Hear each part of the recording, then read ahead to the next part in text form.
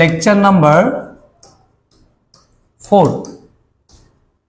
আজকের যে টপিকটা, আজকের টপিকে আমরা যে যে বিষয়গুলো নিয়ে আলোচনা করতে যাচ্ছি, 1 নাম্বার যে বিষয়টা হচ্ছে ত্বরণ ও মন্দন নিয়ে আমরা আলোচনা করব। ত্বরণ এবং মন্দন জিনিসটা কি, এটা আমরা আজকে বোঝানোর চেষ্টা করব।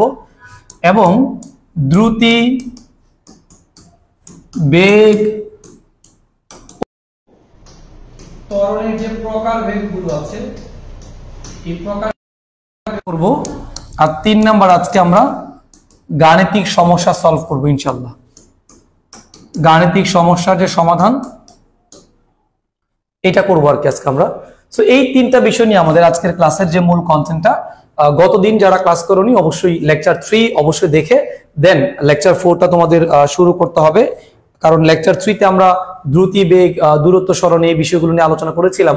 সো ওই ভিডিওটা দেখে তোমরা লেকচার 4 অবশ্যই তোমরা এখানে অংশগ্রহণ করবে। আসো প্রথমে আমরা ত্বরণ এবং মন্দন জিনিসটা যদি বোঝার চেষ্টা করি, যে ত্বরণ জিনিসটা কি বা ত্বরণ অথবা মন্দন জিনিসটাকে আগে আমরা ত্বরণ বুঝি। ত্বরণ মানে হচ্ছে ত্বরিত হওয়া, মানে সহজ করে যদি বলো যে একটা বস্তুর বেগের পরিবর্তন হওয়া। ত্বরণ মানে হচ্ছে এক কথা যদি বলো বেগের পরিবর্তন হওয়া। বেগের পরিবর্তন, বেগের পরিবর্তন হতে হবে, বেগের পরিবর্তন হওয়া। যদি কোন একটা বস্তুর বেগের পরিবর্তন হয় তাহলে বুঝবা যে ওই বস্তুটার ত্বরণ হচ্ছে। আর যদি বেগের কোনো পরিবর্তন না হয় তাহলে বুঝবা ওই বস্তুর কোনো ত্বরণ হচ্ছে না। তাহলে ত্বরণ মানে হলো বেগের পরিবর্তন হওয়া। যখনই কোন একটা বস্তুর, ধরো তুমি রাস্তা দিয়ে একদম একই স্পিডে যাচ্ছ, একই বেগে যাচ্ছ, তার মানে বুঝতে হবে তোমার কোনো ত্বরণ হচ্ছে না। যখন একটু হেলে দুলে যাবা, যখন একটু ধীরে যাবা, কখনো একটু দ্রুত যাবা, হ্যাঁ, এই যে কখনো আস্তে কখনো দ্রুত যাচ্ছ, তখন তোমার একটা ত্বরণ তৈরি হবে। তা ত্বরণ মানে এক কথায় বলতে গেলে বেগের পরিবর্তন হওয়া। তাহলে আমরা যদি শুদ্ধ করে সংজ্ঞাটা লিখি যে এই ত্বরণ, ত্বরণ যেহেতু বেগের পরিবর্তন হওয়া লাগবে, আর বেগের পরিবর্তন যদি হয় তাহলে সেটাকে সমবেগ বলা যায় না, সেটাকে কি বলা হয়? অসমবেগ বলা যায়। তাহলে ত্বরণ জিনিসটা তৈরি হবে কোন বেগের জন্য? অসমবেগের জন্য।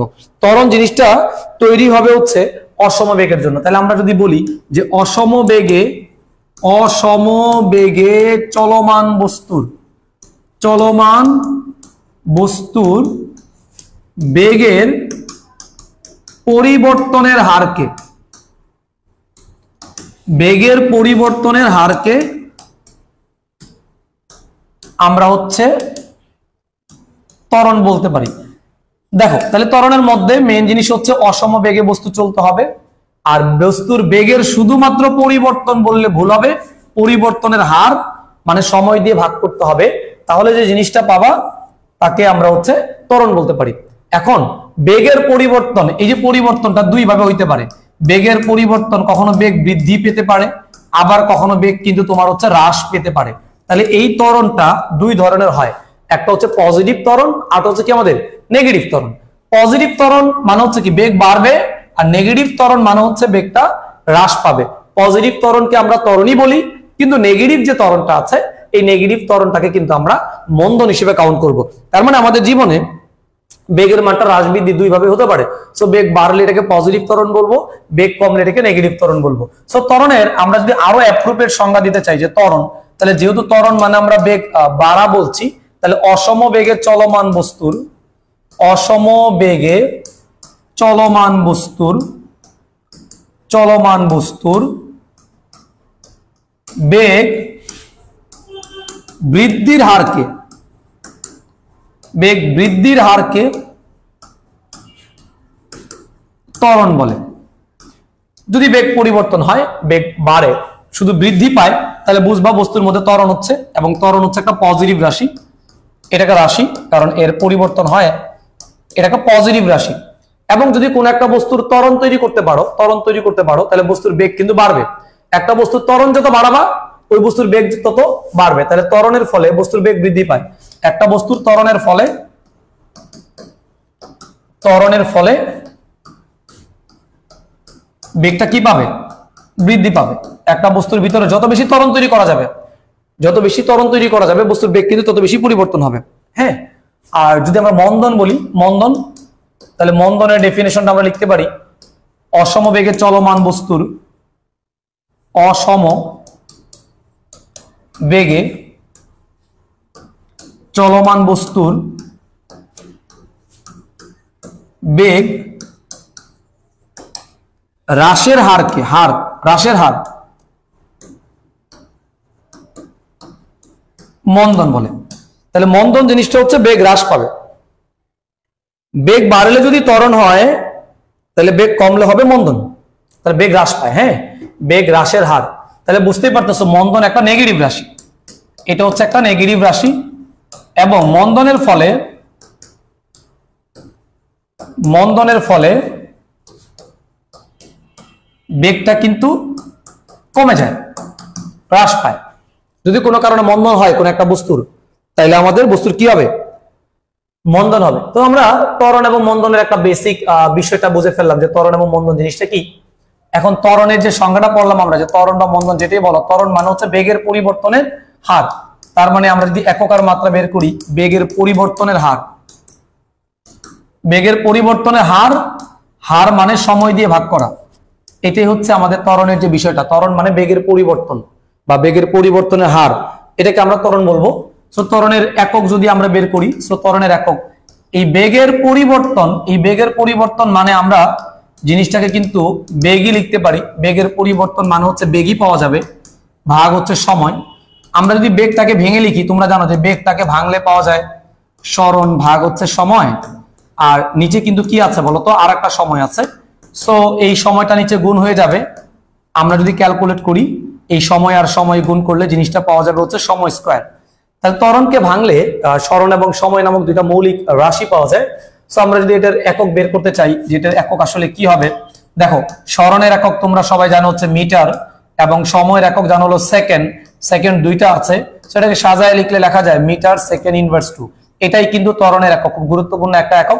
যে ত্বরণের একক হচ্ছে মিটার সেকেন্ড ইনভার্স 2।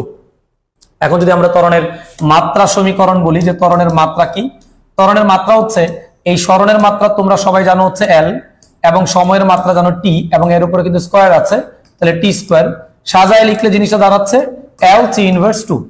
এল টি ইনভার্স 2 এটা ত্বরণের একক বলতে পারো, মন্দনের একক বলতে পারো। তার মানে এই একক এবং মাত্রা সেম জিনিসের, ত্বরণেরও হবে আবার কি মন্দনেরও হবে। ত্বরণ এবং মন্দন দুইটার একক এবং মাত্রা সেম, আর একক এবং মাত্রা সেম হওয়ার কারণে এই ত্বরণ এবং মন্দনকে আমরা ত্বরণ ও মন্দন অভিন্ন রাশি হবে। যেহেতু এদের একক আর মাত্রা সেম, এদেরকে আমরা অভিন্ন রাশি হিসেবে ডিফাইন করতে পারি, যে ত্বরণ এবং মাত্রা হচ্ছে অভিন্ন রাশি। তোমাদের এমসিকিউ আসতে পারে নিচের কোনটি অভিন্ন রাশি। সো বাচ্চারা যারা ক্লাস করছো, তারা ত্বরণ আর মন্দনের এই আলোচনাটুকু বুঝতে পেরেছো কিনা একটু আমাকে জানাতে হবে। বাচ্চারা যারা ক্লাস করছো, এইটুকু আলোচনা বুঝতে পেরেছো কিনা একটু আমাকে দ্রুত জানাও।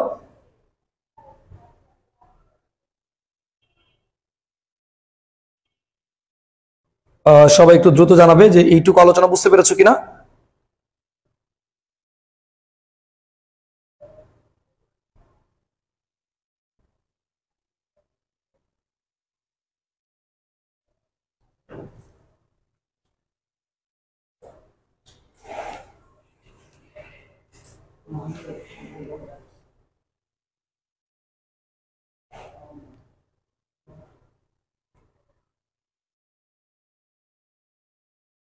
সবাই একটু আমাকে জানাও।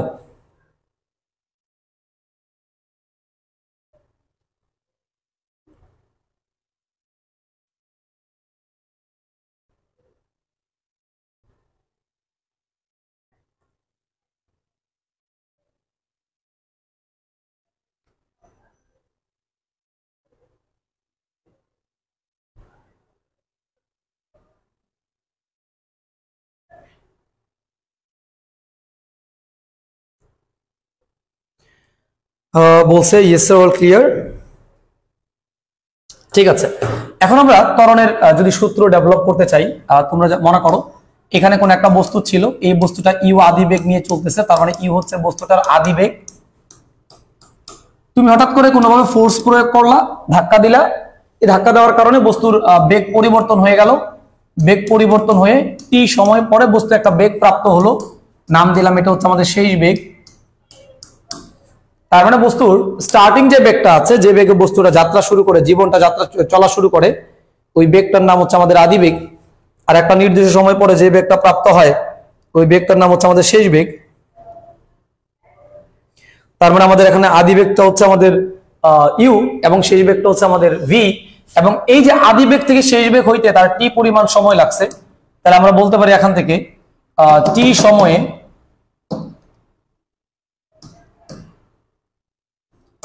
সময়ে বেগের যে পরিবর্তনটা হবে এই পরিবর্তনটা হচ্ছে ভি মাইনাস ইউ। পরিবর্তন টি সময়ে বস্তুর বেগের পরিবর্তনটা হচ্ছে আমাদের ভি মাইনাস ইউ, এটা হলো বেগের চেঞ্জটা।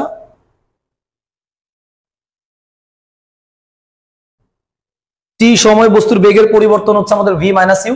তাহলে আমরা যদি একক সময়ে বলি, একক সময় বা 1 সেকেন্ডে বেগের পরিবর্তন হবে ভি মাইনাস ইউ ভাগ হচ্ছে টি।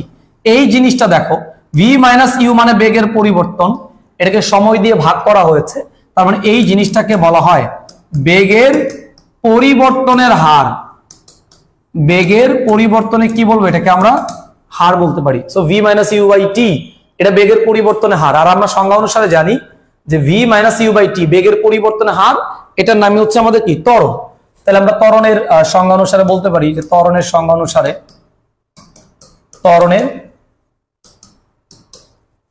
অনুসারে আমরা বলতে পারি যে এ ইকুয়াল ভি মাইনাস ইউ ভাগ টি। এটাই মূলত ত্বরণের ম্যাথমেটিক্যাল সমীকরণ। যে একটা বস্তুর ত্বরণ যদি আমরা বের করতে চাই, এই ত্বরণ বের করতে গেলে ওই বস্তুটার হচ্ছে আমাদের আদি বেগ লাগবে ইউ, শেষ বেগ লাগবে হচ্ছে ভি, এবং সময় লাগবে হচ্ছে আমাদের টি। তাহলে এই সূত্রের ভিতরে আমাদের টোটাল 4টা চলক আছে। দেখো, এ আছে, ইউ আছে, ভি আছে, টি আছে। তো এই 4টা চলকের যে কোনো 3টা চলকের মান যদি প্রশ্নের মধ্যে উল্লেখ করা থাকে, তাহলে যে কোনো একটা চলক কিন্তু আমরা খুব সহজে কি করতে পারবো, বের করে ফেলতে পারবো। হ্যাঁ, তো আমরা এগুলো করবো। এবং যদি এখান থেকে একটা জনপ্রিয় প্রশ্ন আসে ভি, আমরা যেটাকে বের করতে চাই, মনে করো যে এর নিচে মনে মনে 1 আছে, তো আমরা উপরের এই পার্টের সাথে কিন্তু 1 গুণ আকারে আছে, দেন এ আর টি গুণ আকারে আছে। তো আমরা গুণ করলে ভি মাইনাস ইউ ইকুয়াল লিখতে পারি হচ্ছে এটি। আমরা ভি বের করতে চাই, ইউটা এই পাশে নেগেটিভ আছে, ওই পাশে পাঠালে পজিটিভ হয়ে যাবে। So v equal minus u, ওই পাশে গেলে হচ্ছে পজিটিভ ইউ ইকুয়াল হচ্ছে আমাদের এটি। তাহলে আমাদের ভি ইকুয়াল কিন্তু আমরা আজকে আর একটা সূত্র প্রমাণ করে ফেললাম যে ভি ইকুয়াল ইউ প্লাস এটি। ভি ইকুয়াল ইউ প্লাস এটি। এখন এই ভি ইকুয়াল ইউ প্লাস এটি, এটা হলো টি সময় পর বস্তুর শেষ বেগ বের করার যে ফর্মুলাটা আছে। টি সময় পর কোন একটা বস্তুর শেষ বেগ বের করার যে ফর্মুলাটা আছে সেটা হচ্ছে এটা। তোমরা বুঝতে পারছো কিনা একটু আমাকে জানাবে, দ্রুত সবাই জানাতে হবে আমাকে।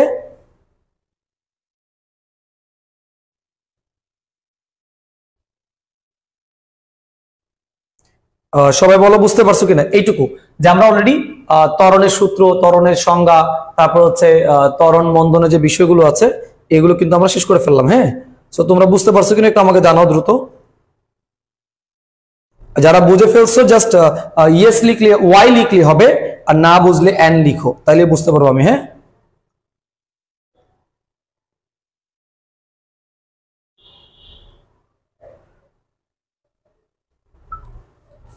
সবাইকে চালু কমেন্ট করতে হবে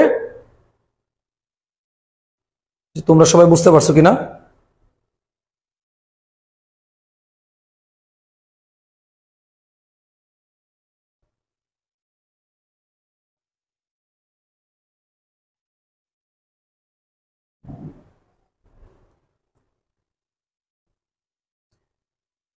লিখছো ক্লিয়ার, ঠিক আছে।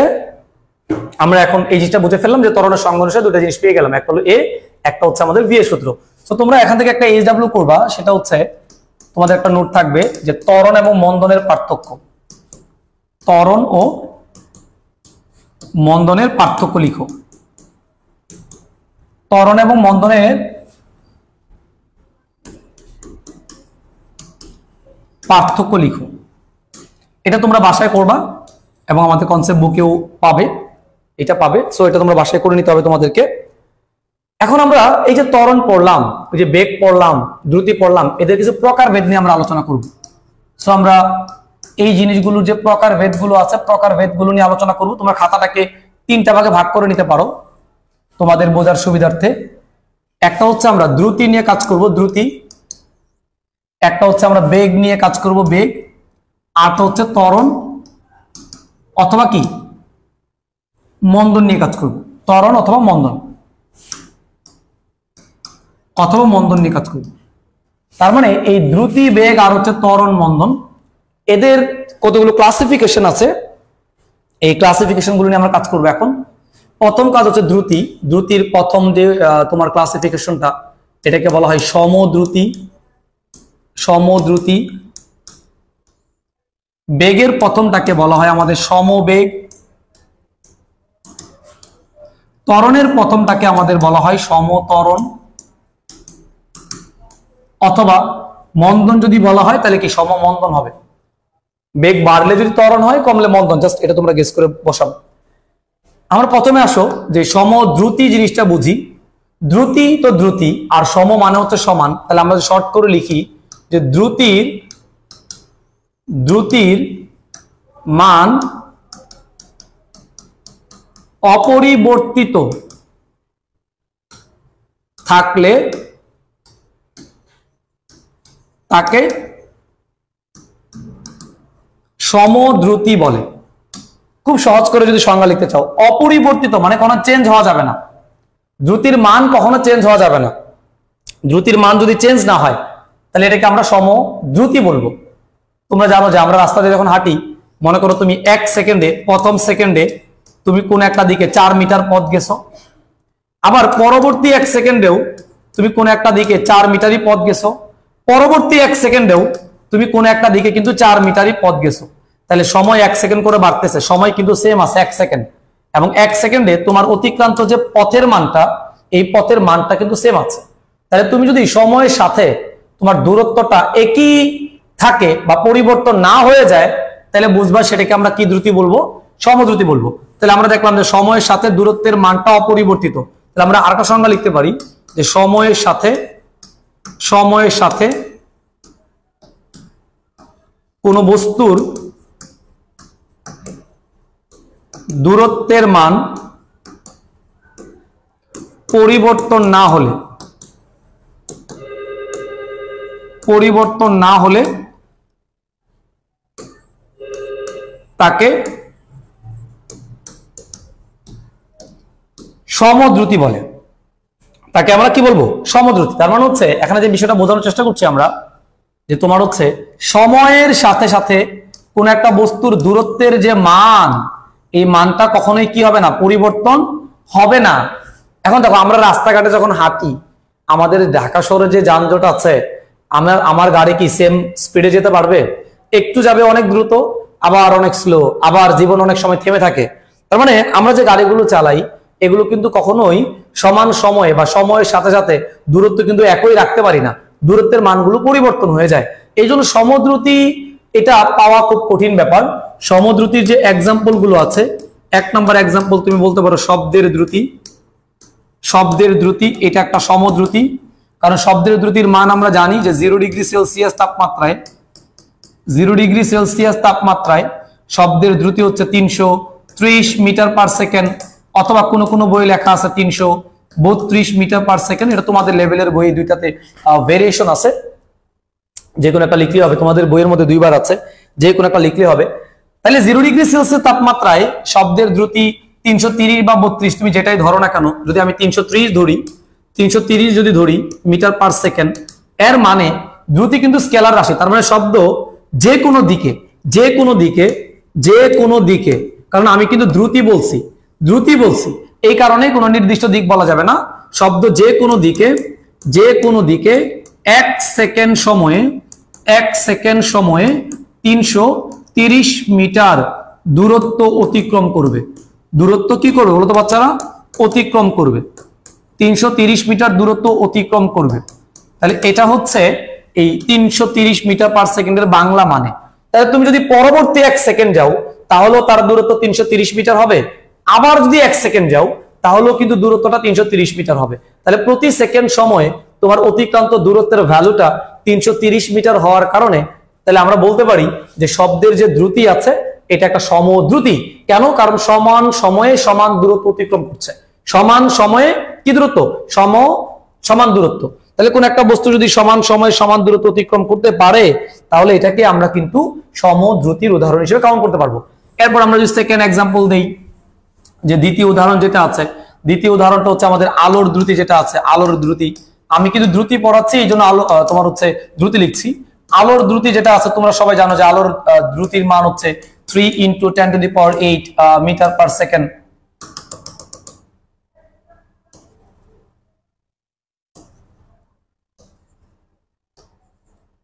Metre second inverse 1।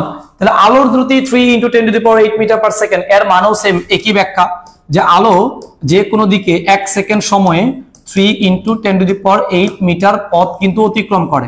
তাহলে আলো প্রতি সেকেন্ড সময়ে তার অতিক্রান্ত যে দূরত্বের যে বিষয়টা আছে, দূরত্বটা কিন্তু সেম রাখে, যে প্রথম সেকেন্ডে যদি 3 × 10⁸ মিটার পথ যায়, পরবর্তী 1 সেকেন্ডেও 3 × 10⁸ মিটার পথ যাবে, পরবর্তী 1 সেকেন্ডেও 3 × 10⁸ মিটার পথ অতিক্রম করবে।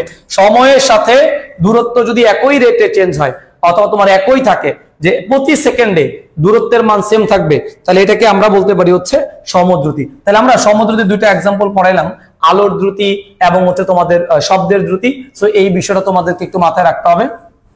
সমদ্রুতি গেল আমাদের। এখন যদি আমরা সমবেগ নিয়ে বোঝাই, সমবেগ, তাহলে প্রশ্নের মধ্যে দেখতেছিল যে বেগটা কি সম মানে সমান, তার মানে কি বেগের ক্ষেত্রে কিন্তু একটা বিষয় আছে, কারণ তোমরা জানো বেগ হচ্ছে কি ভেক্টর রাশি। তাহলে বেগের দুটা বিষয় থাকবে, একটা মান থাকবে, একটা কি থাকবে, দিক থাকবে। তাহলে সমবেগ এই বেগের সমান হইতে হবে। বেগের কি সমান হবে? তার মানে এখানে বেগের মান ও দিক, দেখেন বেগের মান ও কি দিক কি থাকা লাগবে?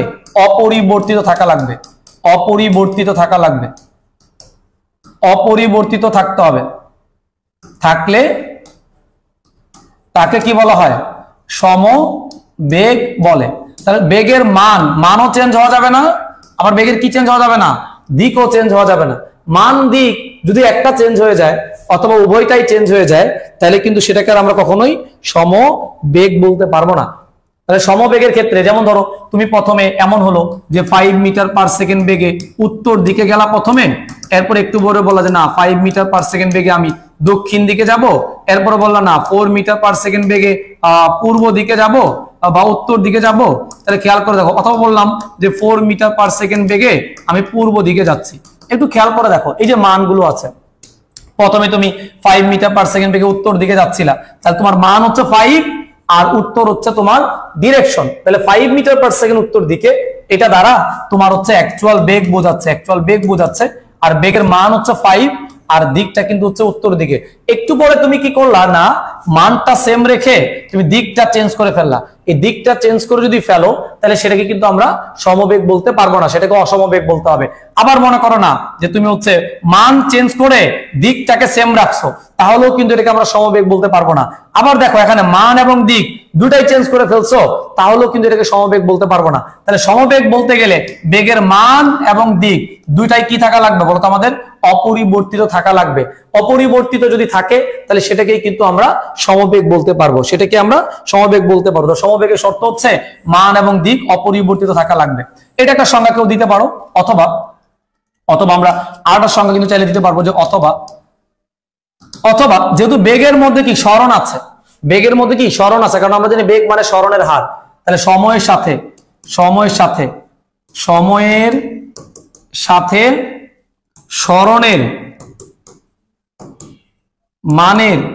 স্মরণের মান ও দিক অপরিবর্তিত থাকলে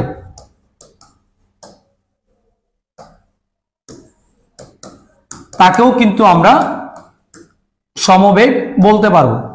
দেখো সময়ের সাথে অথবা সমান সময়ে অথবা একক সময়ে স্মরণের মান এবং দিক দুইটা যদি কি থাকে আমাদের অপরিবর্তিত থাকে, যদি চেঞ্জ না হয়, তাহলে সেটাকে আমরা কি বলতে পারবো?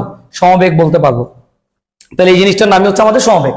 এখন সমবেগের যদি আমরা এক্সাম্পল হিসেবে কাউন্ট করি, সেম আগের মতোই শব্দের আগে দ্রুতি লিখছিলাম, এখন লিখবো হচ্ছে আমরা শব্দের বেগ, এরপর 2 নাম্বার হচ্ছে আমাদের আলোর বেগ। তাহলে দেখো এই জিনিসগুলোকে আমরা সমদ্রুতিও বলতে পারি, আবার সমবেগও বলতে পারি।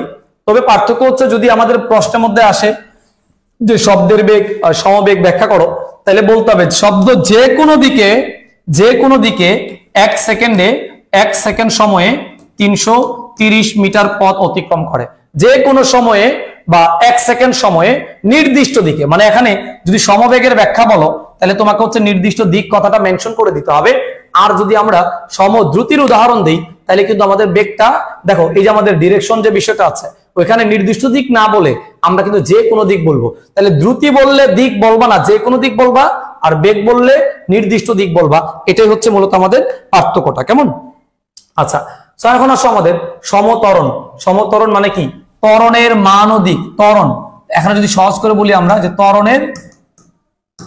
ত্বরণের মান ও দিক পরিবর্তন না হলে তাকেই কিন্তু আমরা সমত্বরণ বলবো আর কি। ত্বরণের মান এবং দিক যদি পরিবর্তন না হয়, মানে ত্বরণের মান যেমন থাকবে দিক সেম একই ডিরেকশনে থাকবে, তাহলে এটাকে আমরা সমত্বরণ বলতে পারি। আর যেহেতু ত্বরণের জন্মটা বেগ থেকে হয়, তাহলে সময়ের সাথে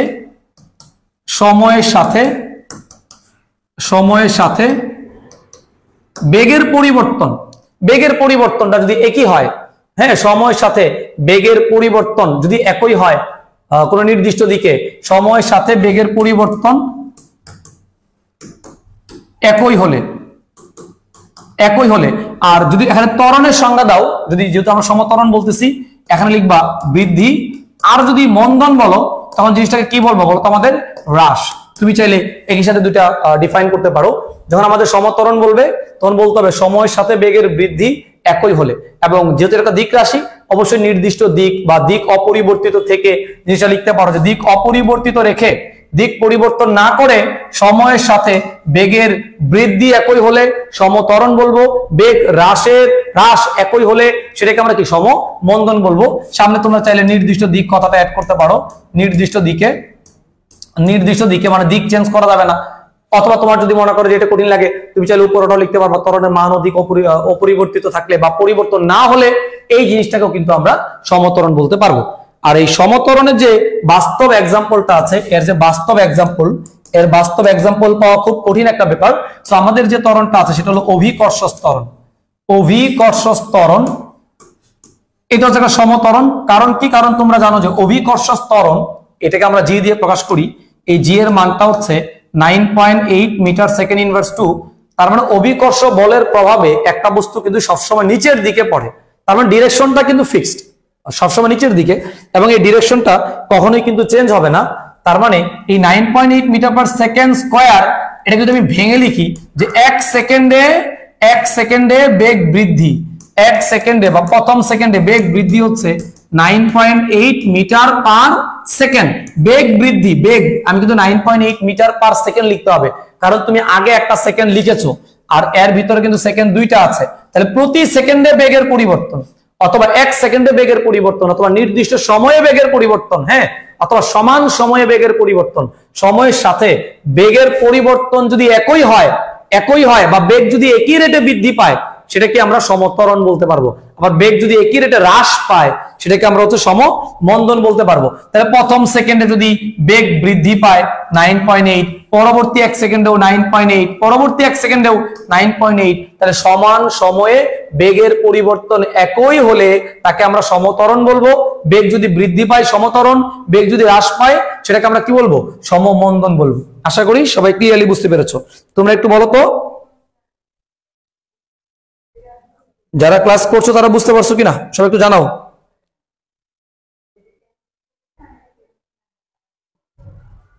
সবাই কি এই পর্যন্ত বুঝতে পারছো?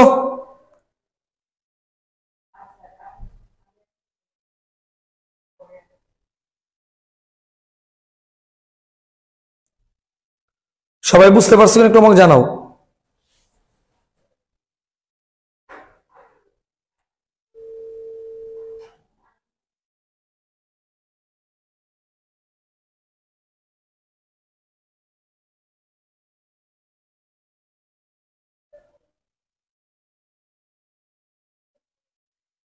আচ্ছা, ঠিক আছে। তাহলে আমরা সমত্বরণ, সমবেগ আর হচ্ছে সমমন্দন এই বিষয়টা কিন্তু আমরা বুঝে ফেললাম।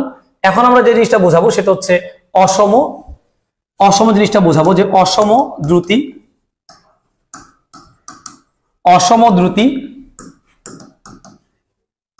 অসম বেগ আর হচ্ছে অসম ত্বরণ। অসম বেগ, অসম দ্রুতি, আর হচ্ছে কি অসম ত্বরণ। সেম আগের মতোই, এই সংজ্ঞাটা তোমাকে আর আলাদা করে পড়ার কিছু নাই। এই সংজ্ঞাটা তুমি হচ্ছে জাস্ট আগের সংজ্ঞাটা মনে রেখে সলভ করা পুরোটা, আগেরটাকে একটু মডিফাই করলে আমাদের এই সংজ্ঞাটা হয়ে যাবে। তাহলে অসম দ্রুতি যদি বলি আমরা, দেখো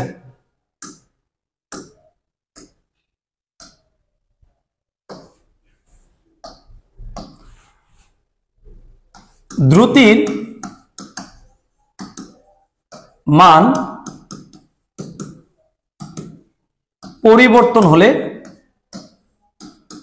তাকে অসম দ্রুতি বলে। এটাকে সংজ্ঞা লিখতে পারো, দ্রুতির মান চেঞ্জ হবে। অথবা যদি আর একটু একদম প্রপার সংজ্ঞা লিখতে চাও তাহলে হচ্ছে সময়ের সাথে দূরত্বের মানের পরিবর্তন হলে তাকে আমরা সমদ্রুতি বলবো, সরি অসমদ্রুতি বলবো।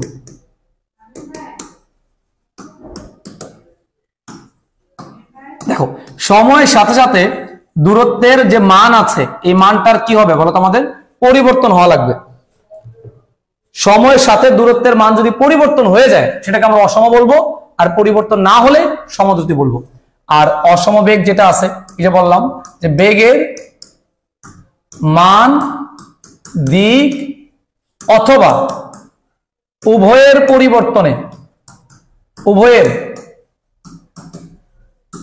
পরিবর্তন হলে তাকে অসম বেগ বলে। তাহলে অসম বেগ মানে হচ্ছে তোমার হচ্ছে এখানে বেগের মান চেঞ্জ হইতে পারে, দিক চেঞ্জ হইতে পারে, অথবা উভয়েরই চেঞ্জ হইতে পারে। একটা চেঞ্জ হইলেই সেটাকে আমরা আর সম বলতে পারবো না, সেটাকে আমাদের অসম বলতে হবে। অথবা বলতে পারো সময়ের সাথে, যেহেতু বেগের মধ্যে সরণ আছে, সময়ের সাথে সরণের মান ও দিকের পরিবর্তন হলে তাকে অসম বেগ বলে। সময়ের সাথে সাথে সরণের মান কিংবা দিক কিংবা উভয়ই চেঞ্জ হইতে পারে।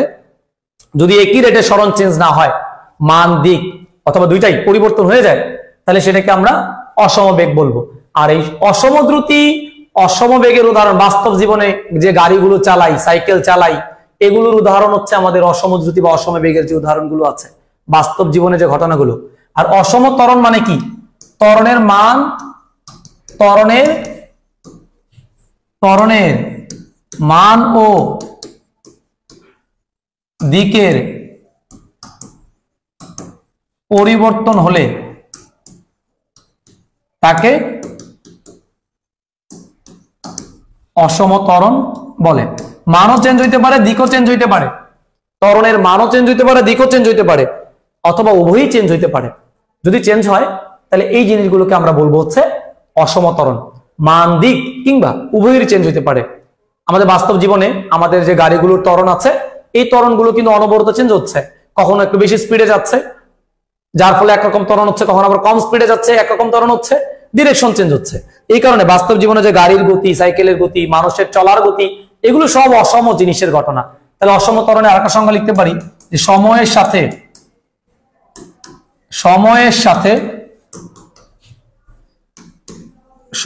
সাথে বেগ বৃদ্ধি বা হ্রাস, সময়ের সাথে বেগ বৃদ্ধি বা হ্রাস একই না হলে, তোমার হচ্ছে একই না হলে যদি বৃদ্ধি লিখো তাহলে লিখবা অসম ত্বরণ, আর যদি হ্রাস লিখো তাহলে লিখবা অসম মন্দন। তার মানে বৃদ্ধির জন্য হবে, আমি একসাথে দুইটা পড়াচ্ছি, এটা হবে অসম ত্বরণ, আর হ্রাস বললে হবে অসম মন্দন। তার মানে সময়ের সাথে যদি বেগ চেঞ্জ হয়ে যায়, বেগের পরিবর্তন চেঞ্জ হয়ে যায়, যে তুমি প্রথমবার গেছো যতটুকু বেগে গেছো এরপরে বেগ একটু বাড়ায় দিছো, এরপরে বেগ আরো কমাই দিছো, আবার বাড়াইছো, এরকম হজবর হলে যদি ভেলোসিটি চেঞ্জ হয় তাহলে এগুলোকে আমরা বলবো হচ্ছে অসম ত্বরণ। এরপরে আমরা যে জিনিসটা নিয়ে কাজ করব সেটা হচ্ছে গড় দ্রুতি, গড় দ্রুতি, গড় বেগ, আরটা হচ্ছে গড় ত্বরণ। সো আমরা এখন এই তিনটা বিষয় নিয়ে কাজ করব, গড় দ্রুতি, গড় বেগ, গড় ত্বরণ। এই যে গড় জিনিসগুলো আছে, এই যে গড়, এই গড় জিনিসগুলো সমর জন্য প্রযোজ্য না। যখনই তোমার জীবনে গড় বেগ, গড় দ্রুতি বলে কোনো শব্দ আসবে বুঝতে হবে এগুলো অসমর জন্য প্রযোজ্য। তাহলে গড় দ্রুতি, নরমালি দ্রুতি মানে কি জানি দূরত্ব বাই সময়, তাহলে গড় দ্রুতি হচ্ছে অসম দ্রুতিতে, অসম দ্রুতিতে চলমান বস্তুর মোট দূরত্বকে মোট সময় দিয়ে ভাগ করলে যে দ্রুতি পাওয়া যায়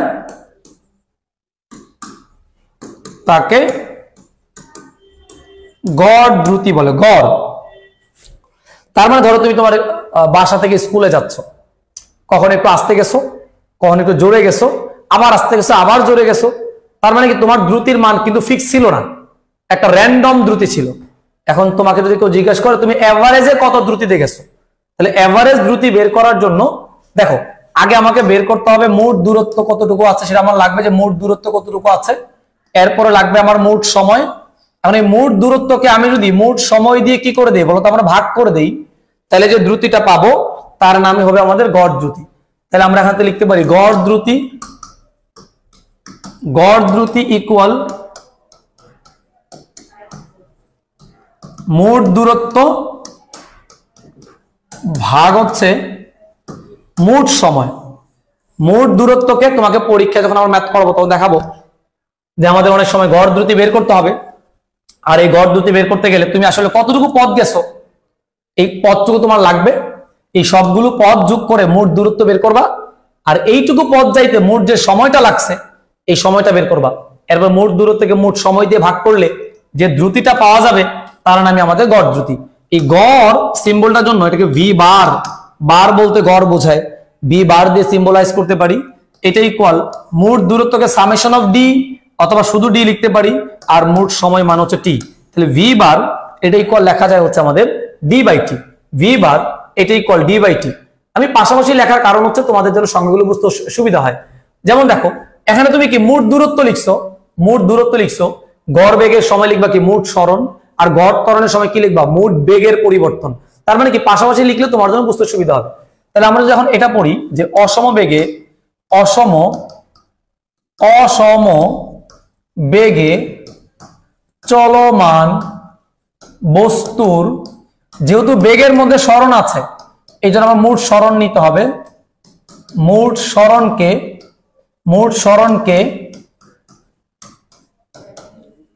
মোট সময় দিয়ে ভাগ করলে যে বেগ পাওয়া যায় তাকে গড় বেগ বলে, তাকে আমরা গড় বেগ বলবো। তাহলে গড় বেগ মোট সরণ, তার মানে গড় বেগ জিনিসটা মোট সরণের সাথে রিলেটেড এবং মোট সময়ের সাথে রিলেটেড। মোট সরণকে ভাগ করতে হবে মোট সময় দিয়ে। পার্থক্যগুলো দেখো, গড় দ্রুতিতে মোট দূরত্ব ভাগ মোট সময়, আর গড় বেগের ক্ষেত্রে মোট সরণ ভাগ কত আমাদের মোট সময়। তাহলে আমরা যদি এদের ম্যাথমেটিক্যাল টার্ম লিখি যে গড় বেগ, এই গড় বেগ ইকুয়াল হচ্ছে মোট সরণ কতটুকু হয়েছে, এগুলো আমরা পরবর্তীতে ম্যাথ করে তোমাদেরকে দেখাবো, ম্যাথ করবো এগুলো নিয়ে আমরা। তারপর হচ্ছে মোট সময়, তাহলে গড় বেগ ইকুয়াল মোট সরণ ভাগ হচ্ছে মোট সময়। সো গড় বেগকেও সেম ভি বার দিয়ে প্রকাশ করা যায়, আর সরণকে আমরা এস দিয়ে প্রকাশ করলাম, আর মোট সময়কে টি দিয়ে। তাহলে ভি বার ইকুয়াল দাঁড়াচ্ছে s by t. V bar equal দাঁড়াচ্ছে এস বাই টি, এটা হচ্ছে আমাদের গড় বেগ। তাহলে আমাদের গড় বেগের ক্ষেত্রেও সেম একই জিনিস, আমাদের মোট সরণকে মোট সময় দিয়ে ভাগ করতে হবে। তাহলে আমরা হচ্ছে গড় বেগ জিনিসটা পেয়ে যাব। এরপরে যদি আমরা গড় ত্বরণ বলি, যে গড় ত্বরণ, ত্বরণ মানে তো আমরা জানি যে এটা হলো বেগের পরিবর্তনের হার হওয়া লাগবে। তাহলে এটা অবশ্যই অসম ত্বরণের জন্য প্রযোজ্য হবে। তাহলে আমরা যদি এখন এটাকে ক্যালকুলেট করি,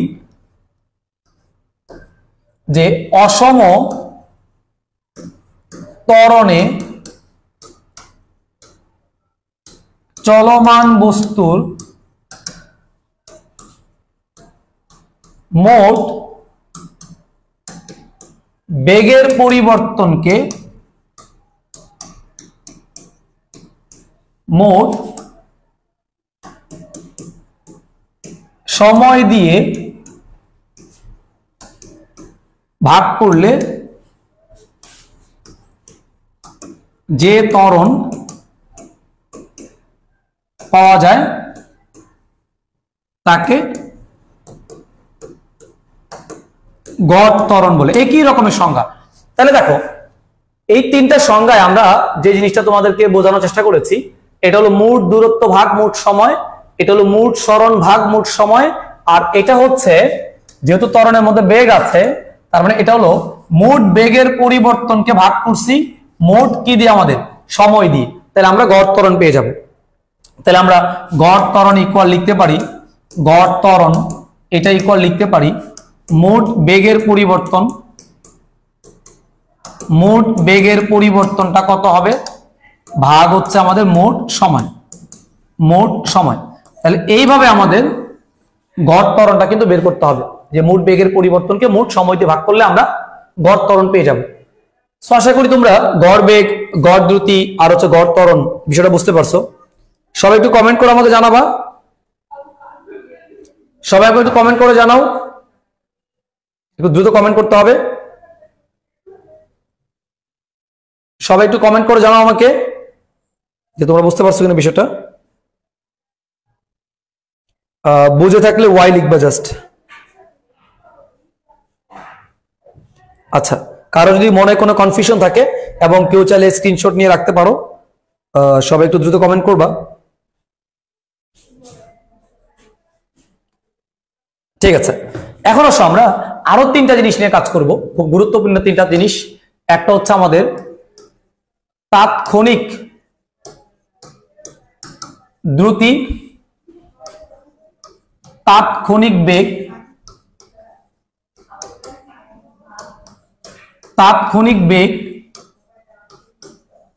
আরটা হচ্ছে তাৎক্ষণিক ত্বরণ। আমরা এখন একটা তিনটা গুরুত্বপূর্ণ বিষয় নিয়ে আলোচনা করতে যাচ্ছি। তাৎক্ষণিক, তাৎক্ষণিক মানে ঠাসঠুস। হ্যাঁ, এটা হলো হঠাৎ করে। তোমরা যারা হচ্ছে ওই ক্রিকেট খেলা দেখেছো, দেখবা ক্রিকেট খেলা দেখার সময় তোমার হচ্ছে ওই যখন একটা বোলাররা বল করে, এই বল করার যে স্পিড আছে, যে সে কত স্পিডে বল করছে, এই বোলিং স্পিডটা কিন্তু মনিটরে শো করে। তার মানে দেখো কতটা তাৎক্ষণিক, নিখুঁত ভাবে যেই মুহূর্তে বল করা হচ্ছে ঠিক ওই মুহূর্তেই সে তার ডাটাটা কিন্তু মনিটরে দেখাচ্ছে। তার মানে কি তাৎক্ষণিক ভাবে যে সকল দ্রুতি বেগ নিয়ে কাজ করা হয় তাদেরকে আমাদের তাৎক্ষণিক বেগ, দ্রুতি কিংবা ত্বরণ বলতে পারি। তাৎক্ষণিক বলতে স্পেশাল টাইম অথবা বিশেষ মুহূর্তে বা বিশেষ ক্ষেত্রে। তাহলে দেখো এই তাৎক্ষণিক জিনিসটা কখন হবে? তাৎক্ষণিক জিনিসটা হওয়ার জন্য সময় খুব ক্ষুদ্র হওয়া লাগবে, সময় ক্ষুদ্র হওয়া লাগবে। কারণ সময় যখন তোমাকে যদি বলি তুমি রাস্তা দিয়ে হেঁটে যাচ্ছ, 5 মিনিট পরে তোমার বেগটা কত হবে? 5 মিনিট একটা লম্বা সময়। এই 5 মিনিটের মধ্যে তোমার বেগের পরিবর্তনটা কিন্তু অনেক বেশি হয়ে যেতে পারে। কিন্তু আমি যদি তোমাকে বলি 5 মিনিট ঠিক 1 সেকেন্ড পরে তোমার বেগ কত, তাহলে 1 সেকেন্ড সময়টা কিন্তু অনেক ক্ষুদ্র সময়। আবার যদি বলি না 0.001 সেকেন্ড পরে অথবা 0.0001 সেকেন্ড পরে, তার মানে তুমি সময়টাকে যত কমাইতে পারবা, সময় যত ক্ষুদ্র নিবা, বেগ, দ্রুতি, ত্বরণের মানগুলো তত বেশি একুরেট পাবা। তাহলে ক্ষুদ্র সময়ের মধ্যে মান তেমন বেশি চেঞ্জ হইতে পারে না। এই যে তুমি ক্ষুদ্র সময় নিয়ে ক্ষুদ্র মোমেন্টের জন্য দ্রুতি, ত্বরণ, বেগ বের করছো, এই বিষয়গুলোর নামই হচ্ছে তাৎক্ষণিক। এগুলোর নামই কি আমাদের? তাৎক্ষণিক। তাহলে আমার তাৎক্ষণিকের সংজ্ঞা যদি একটা সহজ সংজ্ঞা দিই, যে বিশেষ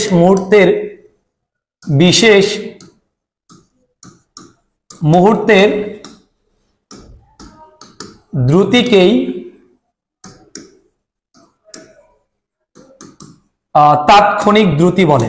বিশেষ মুহূর্ত, এই বিশেষ মুহূর্ত হচ্ছে ক্ষুদ্র সময়ের জন্য যে দ্রুতিগুলো পাওয়া যায়, ক্ষুদ্র সময়ের জন্য যে দ্রুতিগুলো পাওয়া যায় তার নাম বিশেষ মুহূর্ত, অল্প সময়। আর তাৎক্ষণিক দ্রুতির সেম সংজ্ঞা, যে বিশেষ মুহূর্তের বেগকে আমরা হচ্ছে তাৎক্ষণিক বেগ বলবো। আবার তাৎক্ষণিক ত্বরণেরও সেম সংজ্ঞা, বিশেষ মুহূর্তের ত্বরণকে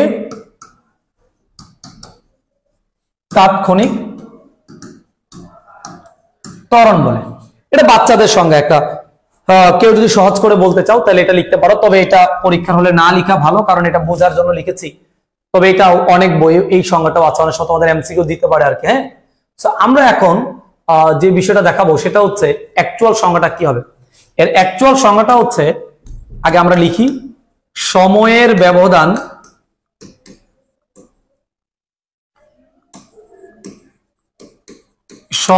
ব্যবধান শূন্যের কাছাকাছি হলে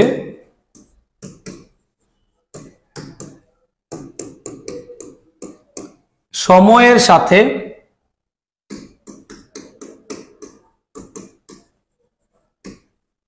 পারিপার্শ্বিকের সাপেক্ষে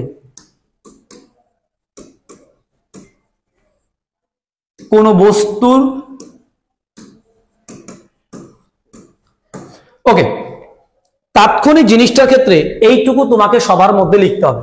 দেখো আগে আমি এইটুকু বুঝে নিই। প্রথমে বলছি সময়ের ব্যবধান মানে সময়ের পরিবর্তনটা, মানে সময়ের পার্থক্যটা শূন্যের কি হওয়া লাগবে বলতো আমাদের কাছাকাছি।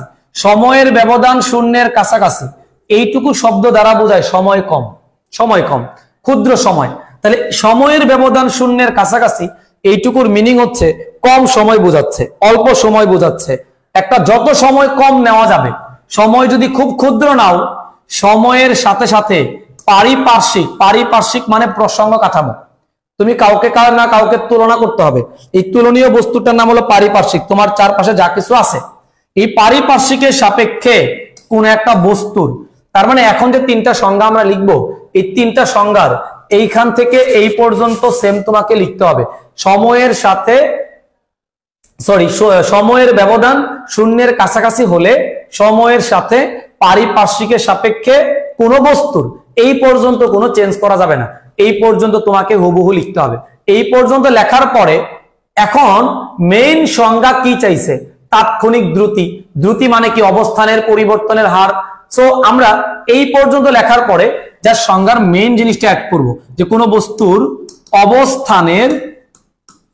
অবস্থানের পরিবর্তনের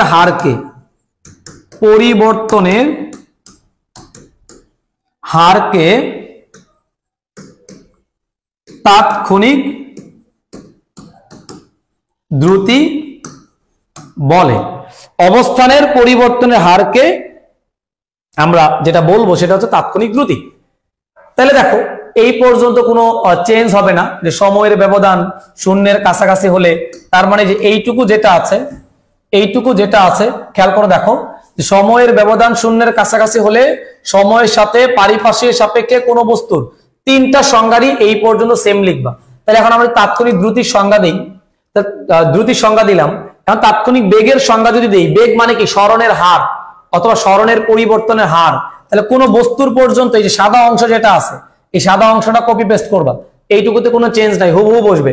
জাস্ট অবস্থানের পরিবর্তনের হার, এই জায়গাটা, এই অবস্থানের পরিবর্তনের হার, এখানে যদি লিখি স্মরণের হার অথবা স্মরণের পরিবর্তনের হার, তাহলে আমরা যদি লিখি বাকিটুকু সেম, এই পর্যন্ত কোন রকম চেঞ্জ ছাড়া শুধুমাত্র আমরা এই যে অবস্থানের পরিবর্তনের হার, এই জায়গাটা চেঞ্জ করে লিখবো স্মরণের পরিবর্তনের হার।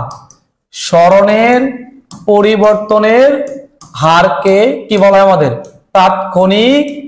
তাৎক্ষণিক বেগ বলে। তাহলে দেখো আমি একই সংজ্ঞা দিয়ে তিনটা সংজ্ঞা বলতে পারি। তাৎক্ষণিক বেগ বলে। তাহলে দেখো, সময়ের ব্যবধান শূন্যের কাছাকাছি হলে সময়ের সাথে পারিপার্শ্বিকের সাপেক্ষে কোনো বস্তুর অবস্থানের পরিবর্তনের হারকে বলা হবে তাৎক্ষণিক দ্রুতি।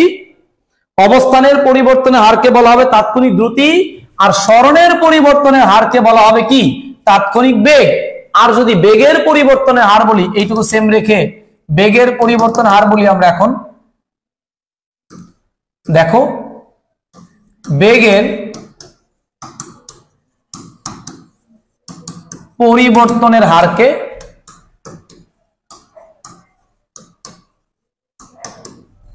তাৎক্ষণিক ত্বরণ বলে। তোমাদের স্কুলের পরীক্ষা কিংবা বোর্ডের পরীক্ষা, সবগুলো পরীক্ষার জন্য এই তিনটা সংজ্ঞা কিন্তু খুবই গুরুত্বপূর্ণ, যে আমাদের তাৎক্ষণিক ত্বরণ কাকে বলে, তাৎক্ষণিক বেগ কাকে বলে, তাৎক্ষণিক দ্রুতি কাকে বলে। তিনটা সংজ্ঞারই একটা বডি কমন আছে, যে সময়ের ব্যবধান শূন্যের কাছাকাছি হলে সময়ের সাথে পারিপার্শ্বিকের সাপেক্ষে কোনো বস্তুর অবস্থানের পরিবর্তনের হারকে বলা হবে তাৎক্ষণিক দ্রুতি, সরণের পরিবর্তনের হারকে বলা হবে তাৎক্ষণিক বেগ, আর বেগের পরিবর্তনের হারকে বলা হবে তাৎক্ষণিক ত্বরণ।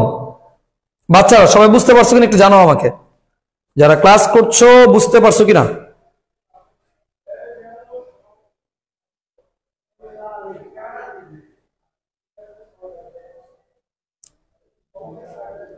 সবাই একটু জানাও যে তোমরা বুঝতে পারছো কিনা।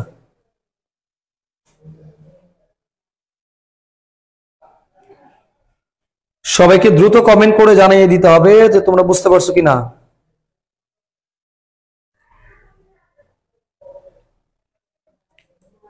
একটু দ্রুত জানো, হ্যাঁ।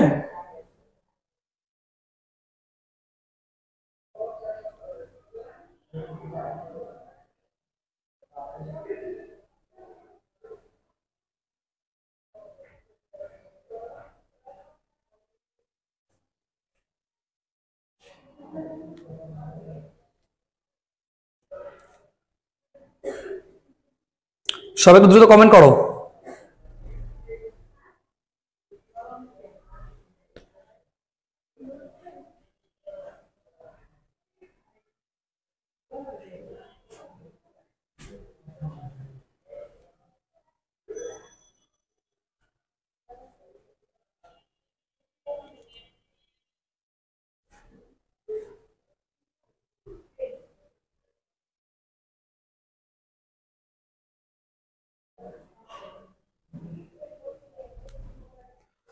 ওকে, আশা করি তোমরা বুঝে ফেলছো পুরোটা।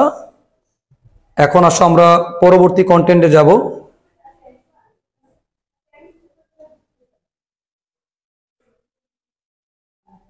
চলো আমরা এখন এই কন্টেন্টে যাই।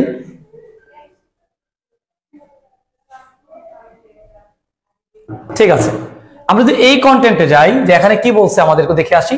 আমাদের তাৎক্ষণিক দ্রুতি, তাৎক্ষণিক বেগ আর তাৎক্ষণিক ত্বরণ জিনিসগুলো পড়ে ফেললাম। আমরা আজকের ক্লাসে যেগুলো পড়েছি, সমদ্রুতি, সমবেগ, সমত্বরণ, সমমন্দন। অসমদ্রুতি, অসমবেগ, অসমত্বরণ, অসমমন্দন। গড় দ্রুতি, গড় বেগ, গড় ত্বরণ। তাৎক্ষণিক দ্রুতি, তাৎক্ষণিক বেগ, তাৎক্ষণিক ত্বরণ। সো আমাদের একটা বড় ধরনের আলোচনা কিন্তু আমাদের অলরেডি শেষ। এখন আসো আমরা যে বিষয়গুলো পড়বো সেটা হলো গাণিতিক সমস্যা যেগুলো আছে,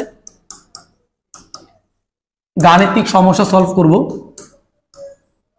গাণিতিক সমস্যা সলভ করতে গেলে তোমাকে আগে যে বিষয়গুলো জানতে হবে সেটা হচ্ছে, বা আমরা একটা ম্যাথ সলভ করতে গেলে আমাদের যে বিষয়গুলো বুঝতে হবে সেটা হচ্ছে স্টেপ ওয়ান। প্রথমে হচ্ছে তোমাদের ডাটা অ্যানালাইসিস করা শিখতে হবে। ডাটা অ্যানালাইসিস বলতে কি বোঝায়?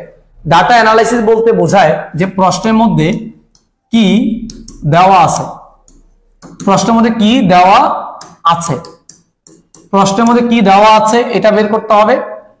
মানে কি কি ডাটা তারা দিয়েছে এটা আমার জানতে হবে আগে, এবং প্রশ্নের মধ্যে কি বের করতে হবে, কি বের করতে হবে।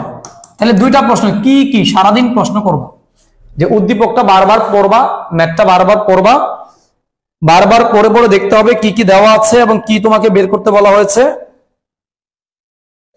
এই দুইটা বিষয় যদি না বুঝো তাহলে কিন্তু ম্যাথগুলো পারবা না। প্রথম কাজ দেওয়া আছে কি এবং কি তোমাকে নির্ণয় করতে হবে। স্টেপ নাম্বার টু, যে এখান থেকে তোমাকে যেটা করতে হবে সেটা হচ্ছে সূত্রের প্রয়োগ। ফিজিক্সের বিভিন্ন ধরনের সূত্র আছে, এখন যা তোমাকে বের করতে বলা হয়েছে, এই জিনিসটা কোন সূত্র দিয়ে করলে খুব সহজে বের করা যায়, সেই জিনিসটা তোমাকে বুঝে বুঝে সূত্রটা প্রয়োগ করতে হবে। এটাকে বলা হয় সূত্রের প্রয়োগ। এখানে যদি কেউ প্রকৃত সূত্র বা ভালো সূত্র ইউজ করতে না পারো, বা তাহলে কিন্তু ম্যাথটা করতে তোমার জন্য জটিল প্রসেস হয়ে যেতে পারে। এই জন্য সূত্রের প্রয়োগটা তোমাকে বুঝে বুঝে করতে হবে, কারণ আমরা যত চ্যাপ্টার আগাবো ধীরে ধীরে কিন্তু সূত্রের পরিমাণ বাড়বে। সো এই সূত্রগুলো আমরা কিভাবে আমাদের ম্যাথের ভিতরে অ্যাপ্লাই করব, এই বিষয়টা আমাদের লাগবে। স্টেপ নাম্বার 3 এটা হচ্ছে ক্যালকুলেশন। ক্যালকুলেশনটা তোমার লাগবে, যে ক্যালকুলেশনটা একটা গুরুত্বপূর্ণ বিষয়। ধরো আমরা যদি কেউ ম্যাথে একটু উইক থাকি বা ম্যাথের যে বেসিক টার্মগুলো আমার জানা না থাকে, তাহলে ক্যালকুলেশনে আমি দেখা যায় উইক হয়ে যাব।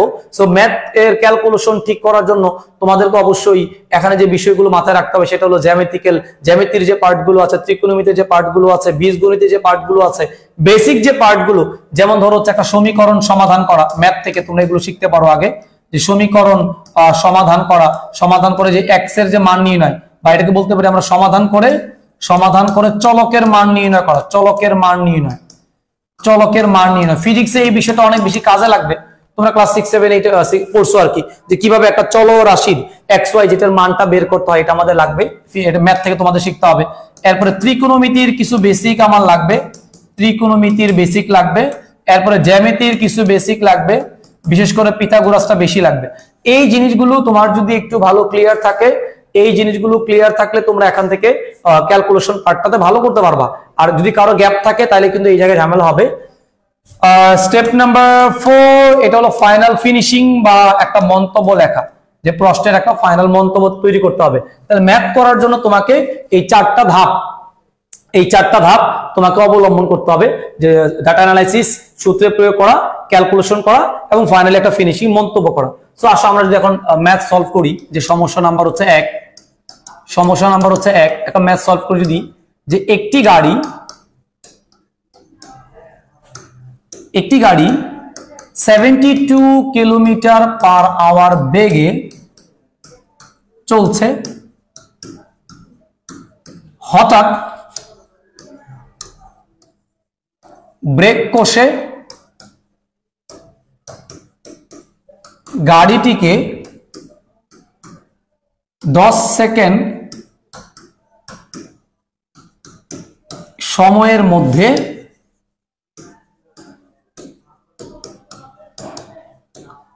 থামিয়ে দেওয়া হলো। আমি প্রশ্ন বললাম, গাড়ির ত্বরণ কত? গাড়িটার ত্বরণ কত হবে সেটা আমরা বের করতে চাই। এখন এই প্রশ্নটা সলভ করতে আমি আগেই বলেছি, প্রথম কাজ ডাটা অ্যানালাইসিস করা। কি দেওয়া আছে? এত বেগে গাড়িটা চলছে, তাহলে যেই বেগে গাড়ি চলে এটার নাম হচ্ছে আদিবেগ। যেই বেগে যাত্রা করে সেটার নাম হচ্ছে আদিবেগ। তাহলে গাড়ি এত বেগে যাত্রা শুরু করছে, তার মানে আদিবেগ ইউ। আদিবেগ মানে হচ্ছে আমাদের ইউ। এই ইউ দেওয়া আছে 72 কিলোমিটার পার আওয়ার, বাট আমরা কিলোমিটার পার আওয়ার রাখতে পারবো না, মিটার পার সেকেন্ড বানাইতে হবে। সো তুমি এই যে কিলোমিটার দেখতে পাচ্ছ, কিলোমিটার মানে কি, এখানে 1000 গুণ করতে হবে। আর নিচে যে আওয়ার আছে, আওয়ারকে রিমুভ করার জন্য 3600 দিয়ে ভাগ করতে হবে। তাহলে এই কিলোমিটার পার আওয়ার সরানোর জন্য 72, এই কিলোমিটারের জন্য উপরে গুণ করবা 1000, আর আওয়ার নিচে থাকার কারণে ভাগ করবা 3600 দিয়ে। তখন জিনিসটা কিলোমিটার পার আওয়ার থাকবে না, মিটার পার সেকেন্ড হয়ে যাবে। কারণ মিটার পার সেকেন্ড হচ্ছে আমাদের এসআই একক, আমাদের জিনিসটাকে এসআই এ কনভার্ট করতে হবে। সো এটাকে যদি ক্যালকুলেশন করো, তাহলে আদিবেগ পাবা হচ্ছে আমাদের 20 মিটার পার সেকেন্ড। এটা হচ্ছে আমরা আদিবেগ পাইলাম গাড়িটার। এরপর দেখো 10 সেকেন্ড সময়, তার মানে গাড়িটা থামাইছে 10 সেকেন্ড সময়ের মধ্যে গাড়িটা কিন্তু থেমে গেছে মানে কি কোনো বেগ নাই। তাহলে গাড়িটার শেষ বেগ v ইকুয়াল হচ্ছে আমাদের 0, এবং থামাইতে সময় লাগছে t ইকুয়াল কত বলতো আমাদের 10 সেকেন্ড। তাহলে আমাদের দেখো প্রশ্নের মধ্যে আদিবেগ দেওয়া আছে, প্রশ্নের মধ্যে শেষ বেগ বলে দেওয়া আছে, প্রশ্নের মধ্যে সময়টা 10 সেকেন্ড এটাও বলে দেওয়া আছে। আমাকে বের করতে বলছে গাড়ির কি বের করো বলো তো, আমাদের ত্বরণ। এই ত্বরণটা চাইছে। তাহলে ডাটা অ্যানালাইসিস শেষ, এখন আমার কাজ হচ্ছে সূত্রের প্রয়োগ। তাহলে আমাদের আগে জানতে হবে কোন সূত্রটা আমরা অ্যাপ্লাই করব। যেহেতু ত্বরণের একটা ডিরেক্ট সূত্র আমাদের আছে, a ইকুয়াল আমরা জানি v মাইনাস ইউ বাই টি। এই সূত্রটা সিলেক্ট ঠিক মতো করতে হবে। সূত্র সিলেকশন ঠিক মতো না হলে কিন্তু ম্যাথ করাটা জটিল হয়ে যাবে। তাহলে আমাদের এখান থেকে মান বসাবো, a ইকুয়াল v মানে শেষ বেগ 0, আদিবেগ u মানে তোমরা পেয়েছিলা 20, সময় মান হচ্ছে 10, তাইলে হচ্ছে 0 - 20 মানে -20 ভাগ হচ্ছে 10। সো ক্যালকুলেশন করলে দ্বারা -2, আর ত্বরণের একক মিটার সেকেন্ড ইনভার্স 2। তাহলে আমরা ত্বরণ বের করে ফেললাম। অনেকে আমরা যে ভুলটা করি, এখানে উত্তর লিখে দেই। এখানে উত্তর লেখা যাবে না, কারণ আমার মাত্র ক্যালকুলেশন শেষ হয়েছে, ম্যাথ কিন্তু শেষ হয় নাই। তাহলে ম্যাথ করার জন্য বা মন্তব্য লেখার জন্য প্রশ্নের মধ্যে যা চাইবে, আমার প্রশ্নের মধ্যে কি চাইছে একটু দেখে আসি। আমাদের প্রশ্নের মধ্যে যেটা চেয়েছে সেটা হচ্ছে গাড়িটার ত্বরণ নির্ণয় করো। গাড়িটার ত্বরণ নির্ণয় করো, আমাকে প্রশ্নের মধ্যে এটা চেয়েছিল। আমি দুঃখিত, মিসিং হয়ে গেছে আর কিছু। আমরা যদি ফাইনাল লাইনে লিখি, সুতরাং গাড়িটার ত্বরণ, সুতরাং গাড়িটির ত্বরণ, গাড়ির ত্বরণ। এখন যেহেতু ত্বরণ লিখছো, কিন্তু এখানে তো ত্বরণ হয় নাই, এখানে মন্দন হয়েছে। যদি ত্বরণ লিখো তাহলে অবশ্যই -2 মিটার সেকেন্ড ইনভার্স 2 লিখতে হবে। এটা লিখে উত্তর লিখতে পারো। আবার যদি কেউ মনে করো যে না ত্বরণ লিখবা না, মন্দন লিখবা, মন্দন, এই মন্দন শব্দটা নেগেটিভ শব্দ হওয়ার কারণে এখানে কিন্তু নেগেটিভ লেখা যাবে না, তখন নরমালি 2 মিটার সেকেন্ড ইনভার্স 2 লিখবা। এটা উত্তর লিখতে পারো। সো তোমাদের দুইটাই উত্তর, তোমরা যেটা লিখতে চাও আর কি, যেটা লিখতে চাও দুইভাবে লিখতে পারবো আর কি, দুইভাবে লেখার সুযোগ আছে, দুইভাবে লেখার সুযোগ আছে। ওকে, আজকে আমরা এই একটা বেসিক ম্যাথ দিয়ে আজকে ক্লাসে শেষ করলাম। আমরা আগামী ক্লাস থেকে আমাদের ম্যাথের মূল পর্ব যেটা আছে এটা শুরু হবে, আর তোমাদের অ্যাসাইনমেন্ট থাকবে যেগুলো আগামী ক্লাসের অ্যাসাইনমেন্ট থাকবে। এক নাম্বার অ্যাসাইনমেন্ট, ত্বরণ ও মন্দনের পার্থক্য লিখো। 2 নাম্বার শব্দের বেগ, আমাদের কনসেপ্ট বুকে পাবা, শব্দের বেগ সমবেগ ব্যাখ্যা করো। 3 নাম্বার আলোর বেগ সমবেগ ব্যাখ্যা করো। 4 নাম্বার অভিকর্ষ ত্বরণ সমত্বরণ ব্যাখ্যা করো। সমবেগে চলমান বস্তুর ত্বরণ শূন্য ব্যাখ্যা করো। গড় বেগ শূন্য হলেও গড় দ্রুতি শূন্য নয় ব্যাখ্যা করো। সো এই 6টা ম্যাথ তোমাদের এইচডব্লিউ থাকবে, বা সরি 6টা প্রবলেম তোমাদের এইচডব্লিউ থাকবে। তোমরা আগামী ক্লাসে এগুলো করে নিয়ে আসবা। আমাদের যে বই আছে, গতির বই আছে, এই বইয়ের মধ্যে সব প্রশ্নগুলো উত্তর পাবে। ওখান থেকে সাপোর্ট নিয়ে, আমাদের ক্লাসে সাপোর্ট নিয়ে তোমরা হচ্ছে লেকচার কন্টেন্টগুলো ডেভেলপ করবে। সো সবার জন্য শুভকামনা থাকলো। আজকে এই পর্যন্ত ক্লাস শেষ করছি। আসসালামু আলাইকুম।